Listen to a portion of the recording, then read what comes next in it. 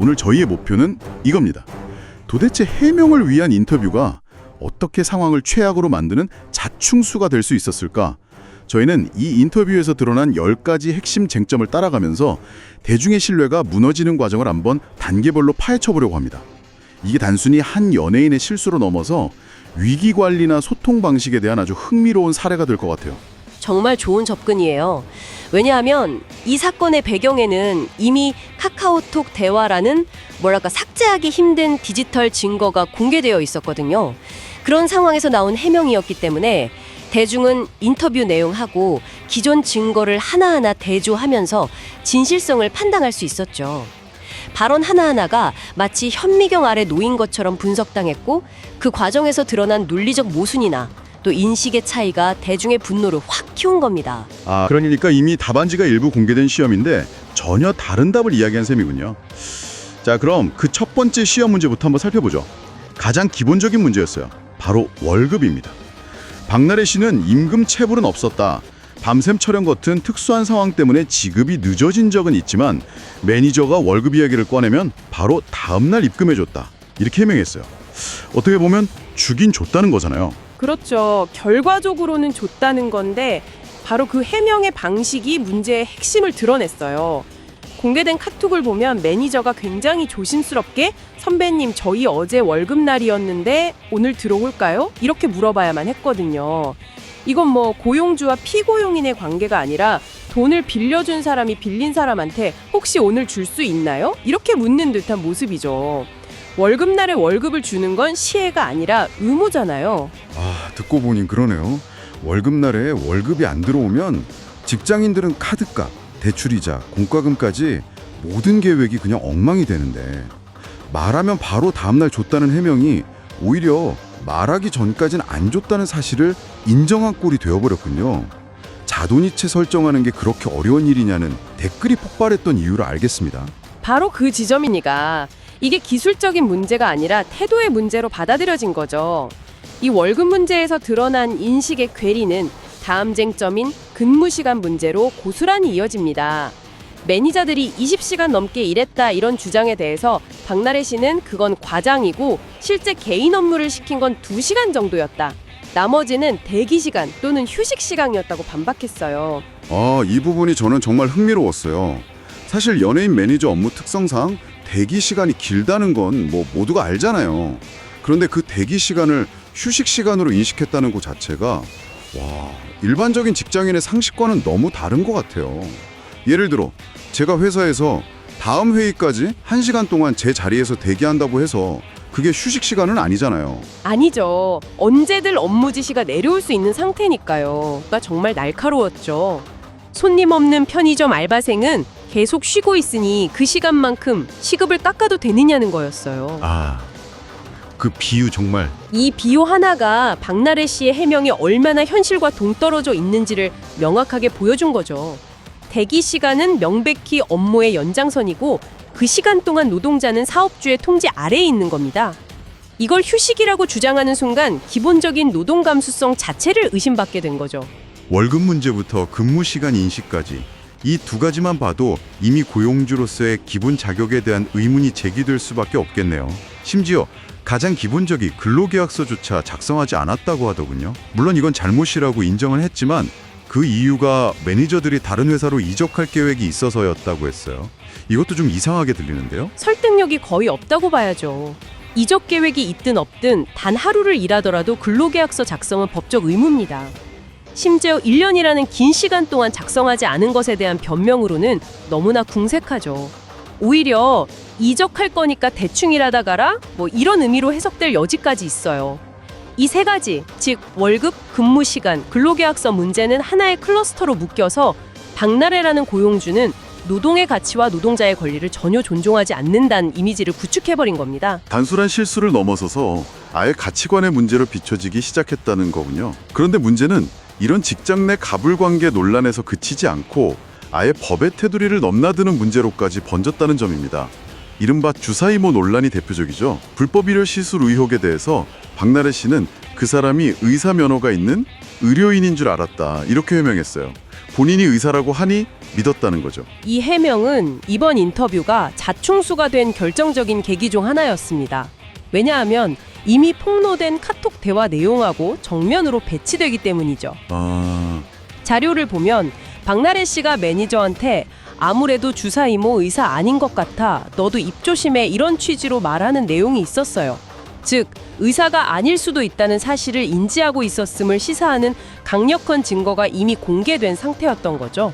와, 그렇다면 의사인 줄 알았다는 해명은 대중을 상대로 거짓말을 한 게 되어버리잖아요. 이건 의혹을 해소하는 게 아니라 오히려 위증 논란을 추가한 셈이네요. 그렇습니다. 그래서 개그 콘서트보다 웃기다 하는 식의 조롱 섞인 반응이 나온 겁니다. 대중은 우리가 이 카톡 내용을 다 봤는데 어떻게 저런 말을 할 수 있지? 라고 생각하게 된 거죠. 신뢰를 회복하러 나왔다가 오히려 남아있던 신뢰마저 완전히 무너뜨린 순간이었어요. 이어서 나온 대리 처방 의혹에 대한 해명도 비슷한 맥락입니다. 맞아요. 그것도 바쁜 촬영 일정 때문에 병원에 갈 시간이 없어서 어쩔 수 없었다고 했죠. 이 해명이 왜 위험하냐면 명백한 불법 행위를 바빠서라는 개인적인 사정으로 정당화하려고 했기 때문입니다. 수많은 직장인들이 아프면 눈치 보면서 반차나 연차 내고 병원에 가잖아요. 그렇죠. 그런데 마치 연예인이라는 직업은 너무나 중요하고 바쁘기 때문에 법을 좀 어겨도 된다는 식의 특권 의식으로 비춰진 거죠. 그렇게 바쁘면 촬영을 하루 쉬면 되는 것 아니냐는 지적이 나올 수밖에 없었습니다. 직장 문제에서 법률 문제로 넘어오면서 논란의 성격이 훨씬 심각해졌네요. 그런데 여기서 끝이 아니었죠. 이제는 회사 돈, 즉 법인 자금의 사용처 문제로까지 확산됩니다. 전 남자친구를 직원으로 등록해서 월급을 줬다는 문제인데요. 박나래 씨는 그가 경영학과 출신이고 계약서 작성이나 사무실을 알아보는 등 실질적인 업무를 했기 때문에 정당한 급여였다고 주장했습니다. 여기서 대중이 주목한 키워드는 바로 법인 사유화입니다. 설령 박나래 씨의 주장이 100% 사실이라고 해도 자신의 남자친구를 직원으로 등록하고 급여를 주는 행위는 그 자체로 오해를 사기 너무나 쉽습니다. 실제로 많은 기업에서 업무 증빙이 불분명한 가족이나 지인을 직원으로 올려놓고 급여를 지급하는 방식으로 비자금을 조성하거나 세금을 탈루하는 사례가 많았기 때문이죠. 아, 일종의 클리셰 같은 거군요. 드라마에서 자주 보던 장면이 현실에 등장한 거네요. 어머니에게 급여를 지급한 문제도 비슷한 맥락에서 비판을 받은 거죠. 목포 홍보대사 활동이나 유튜브 재료 손질 같은 업무를 하셨으니 정당한 대가였다는 게 박나래 씨의 입장이었고요. 맞습니다. 하지만 전 매니저 측은 박나래 씨의 어머니가 회사 대표로 등재만 되어 있을 뿐 실제 근로를 제공한 사실이 없는데도 11개월간 5,500만 원이 넘는 돈을 받아갔다고 주장하고 있어요. 이 부분은 양측의 주장이 완전히 엇갈리죠. 중요한 것은 남자친구와 어머니에게 급여를 지급한 이 두 사건이 묶이면서 박나래가 세운 회사는 그냥 본인과 가족, 지인들의 개인 금고가 아니었냐는 강력한 의심을 낳았다는 점입니다. 정리해보면 처음에는 직원에게 갑질하는 나쁜 사장의 이미지였다가 법을 우습게 하는 범법자의 이미지가 더해지고 이제는 회사 돈을 맘대로 쓰는 횡령 의심자의 이미지까지 겹쳐진 거네요. 인터뷰를 할수록 의혹이 눈덩이처럼 불어나는 형국인데요. 맞아요.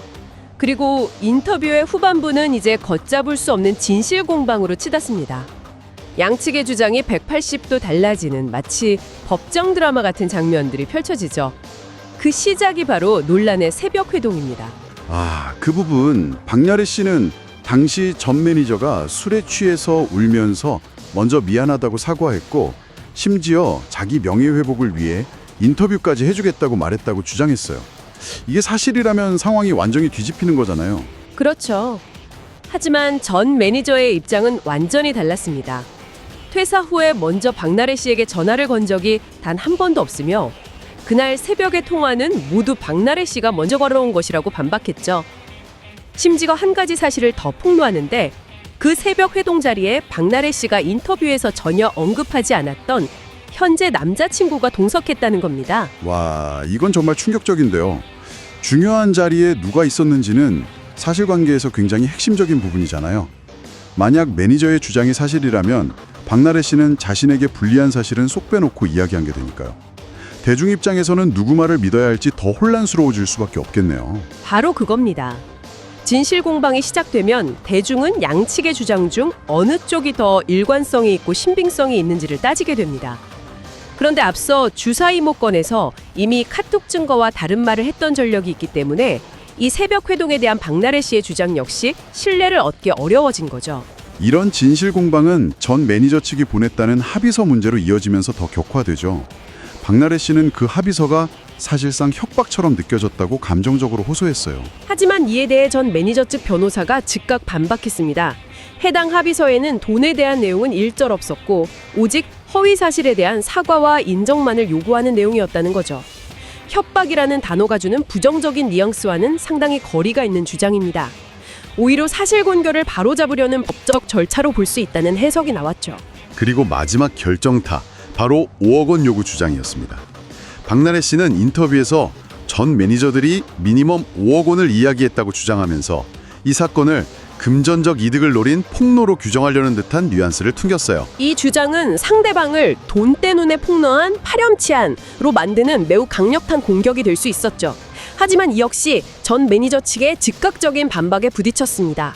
그들은 단 한 번도 돈을 요구한 적이 없으며 오히려 박나래 씨가 돈 말고 뭐가 필요하냐라는 메시지를 보내왔다고 역으로 폭로했죠.